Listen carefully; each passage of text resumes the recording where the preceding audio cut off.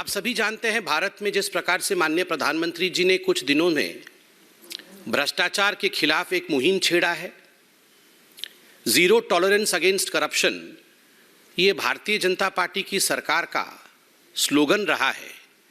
तो स्वाभाविक रूप से भ्रष्टाचार को लेकर जिस प्रकार एक मुहिम पूरे हिंदुस्तान में चल रहा है वो हम सब देख रहे हैं।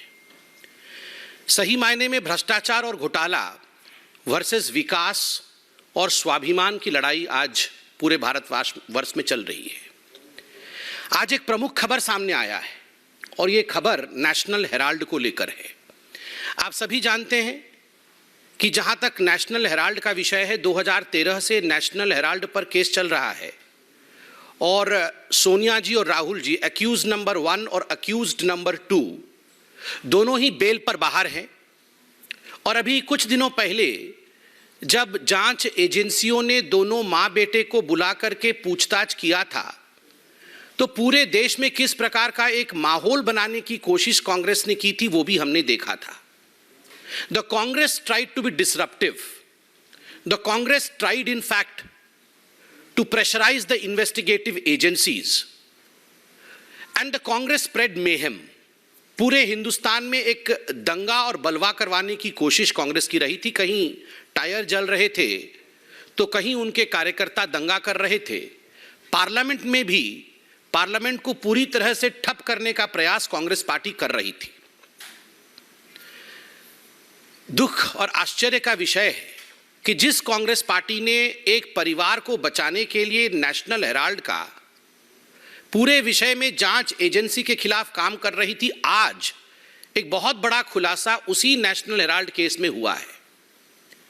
2013 का यह केस है, किंतु 1960 में कांग्रेस के अंदर ही 4 बार के उनके उत्तर प्रदेश के मुख्यमंत्री आदरणीय चंद्रभानु गुप्ता, जो उत्तर प्रदेश के 50 से 60 के दशक के बीच में एक बहुत बड़े लीडर हुए, नेता हुए, जो 4 बार के उत्तर प्रदेश के मुख्यमंत्री कांग्रेस की तरफ से रहे, अब उनकी एक किताब छपी है विगत वर्ष।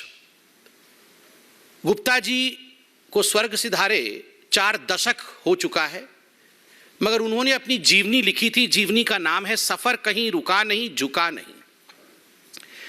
उनके इस जीवनी में जो उन्होंने दशकों पहले लिखा था, 60 के दशक में लिखा था, उनकी मृत्यु भी हो गई है, अब वो जीवनी छपी है। और उस जीवनी में जब नेशनल हेराल्ड के बारे में आप पढ़ेंगे तो अंग्रेजी में एक कहावत है, डेजा वू। आपको ऐसा लगेगा मानो हू बहू वही सब कुछ आज फिर से रूपांतर हो रहा है, फिर से उसी कहानी को दोहराई जा रही है। उस समय चंद्रभानु गुप्ता जी ने स्पष्ट शब्दों में क्या क्या कहा था मैं आपको बताता हूं। किताब में चंद्रभानु गुप्ता जी कहते हैं कि जो नेशनल हेराल्ड है उसके फंडिंग को लेकर बहुत सारे सवाल हम सबके मन में उठते रहे।